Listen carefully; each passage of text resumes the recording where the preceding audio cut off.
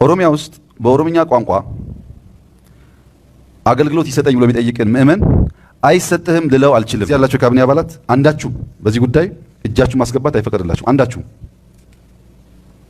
አንድ ሰው እጁ እንዳያስገባ በዚህ ጉዳይ መጠበቅ፣ መደገፍ፣ ማገዝ ያስፈልጋል። እኔ አይደለም ለኦሮሞ በቋንቋው መጠቀም ያጎናጸፉት ያ መብቱ ጋር መቃረን ሳይሆን መፋረስ ሳይመጣ መለያየት ሳይመጣ በንግግርና በምክክር በጊዜ ሂደት ኦቨርናይት ላይሆን ይችላል። በጊዜ ሂደት መልክ እያበጁ መሄድ ነው ዓላማ ውስጥ ስላልሆነ እኛ የምንነጣላው ለሽም ያለው ወንበር ነው። ፖለቲካው ሌላ ትርጉም ነው ያለው። ከዓመት 2 ዓመት በፊት የትግራይ ክልል በቃ ከኢትዮጵያ ኦርቶዶክስ ወጥቻለሁ ሲል አንድ ሰው እንኳን ኧረ እባካችሁን አይደረግም አላለም። እንኳን መግለጫ እንኳን የሁሉ ግርግር አንድ ሰው እንኳን ለምን ይደረጋል? እኛ ከፖለቲካ ነፃ ነን።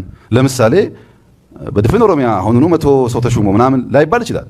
ቀስ እያሉ የምእመኑን ፍላጎት ደረጃ በደረጃ እየመለሱ የቋንቋ፣ የዘር፣ የሃይማኖት፣ የፖለቲካ ምናምን ጉዳይ ትልቁን ተቋም እንዳያፈርስ ማድረግ ይጠበቅባቸዋል። ጥያቄው በትግራይ ክልል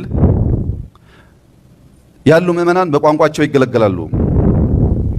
በትግራይ ክልል ውስጥ ያሉ አባቶች በቋንቋቸው ያስተምራሉ ብቻ። በአማራ ክልል በአማርኛ ነው ሰው የሚገለገለው በራሱ ቋንቋ፣ ደቡብና ኦሮሚያ ሲሆን እንደዛ አይደለም የሚል ጥያቄ ይነሳል።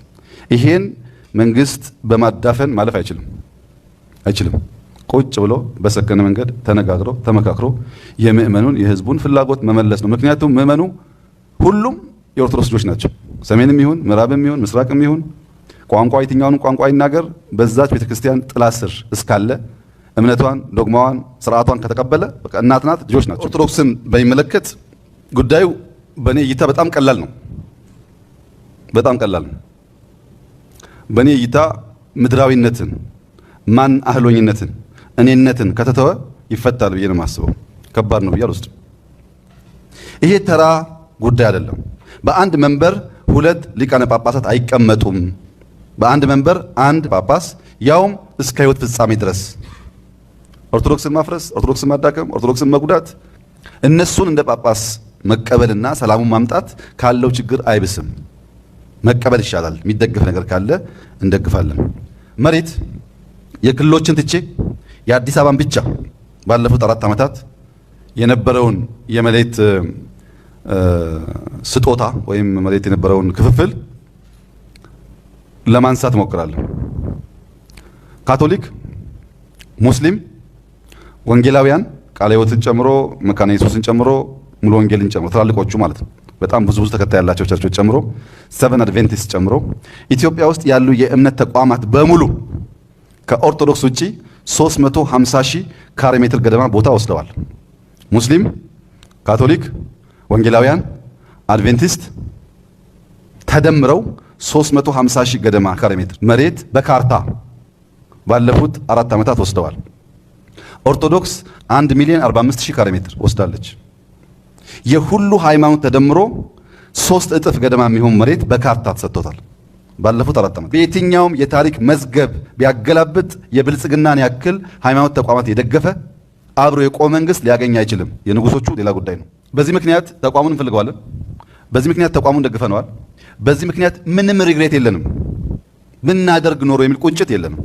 ኦሮምኛ ቋንቋ ኦሮሚያ ውስጥ መገልገል ባለመቻላችን ብዙ ምእመን፣ ብዙ አገልጋይ ወደ ሌላ እምነት እየፈለሰ ስለሆነ በቋንቋችን ማገልገል የሚችሉ ሰዎች ይሾሙ የሚል እንቅስቃሴ ነበረ። ጥያቄም ይነሳል፣ እንቅስቃሴም ነበረ። ምን አደረግ? ችግሩ ባጋጠመ ሰሞን መጀመሪያ በመንግስት ምክር ለግሰናል። ምክራችን አልተደመጠም፣ አልተተገበረም። ወንበሩ ላይ ነው ያለሁበት ተጨማሪ ሰው አይገባም ቢሉ አናስታርቅም ነበር። ችግር የለውም ይምጡ ስላሉ ነው መታረቅ የቻሉት። በመተው በመሸነፍ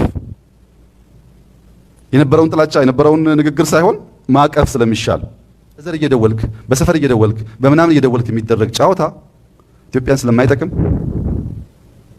ስለሚጎዳን እኛም እጃችንን እንሰበስባለን። ለነሱም ማዘዝ ባንችል ምክራችን እንደ አባ ማቲያስ ሆናችሁ ትታችሁ ሰክናችሁ ተመካክራችሁ ችግራችሁን ብትፈቱ አንድ ብትሆኑ ይሻላል። ስም ተሰጥቶ መንግስት የሚፈልጋቸው ሰዎች ይሾሙ ነበር። እኛ ሽሞት ውስጥ አንገባም። የኛ ምንለው የተለየ አባትም የለም። ሁሉም አባታችን ነው። በጋራ ሆኖ እንዲቀጥሉ ነው የምንፈልገው። ከዚህ ውጭ ይሄን ነገር ከኮርሱ ውጭ ከትራኩ ውጭ በጣም በማራገብ የሚወሰደው ጉዳይ አሸናፊ አልቦ ሙጉት ስለሆነ ጥሩ አይደለም፣ ወደ ውጤትም አያመጣም። በዚህ አግባብ በሰከነ መንገድ በምክክር መታየት ይኖርበታል። አጠቃላይ ሰላምን በሚመለከት ያለው እሳቤ ኢትዮጵያ ውስጥ ትንሽ ችግር አለበት። ችግሩ ምንድነው? አጀንዳ በመፍጠር ሰው እንዲጋደል ማድረግ፣ ያን በጣም በሶሻል ሚዲያ በማራገብ መንግስትን እንጥላለን፣ መንግስትን እናዳክማለን የሚሉ ሰዎች በስፋት ይጠቀሙበታል። የፖለቲካ ገበያው ብልሽት አንዱ ውጤት እምነትን፣ ዘርን፣ ሰፈርን መጠቀሚያ አድርጎ በሰዎች በንጹሃን ሰዎች ደም ወደ ስልጣን መምጣት መፈለግ ነው። ይሄን በሌላ መድረክ አንስቼዋለሁ፣ ዛሬ ደግመዋለሁ። የደርግ መንግስት የንጉሱን ስርዓት የጣለው በኩዴታ ነው። ወታደሮች ተደራጅተው ስርዓት ጥለው መንግስት ሆነዋል።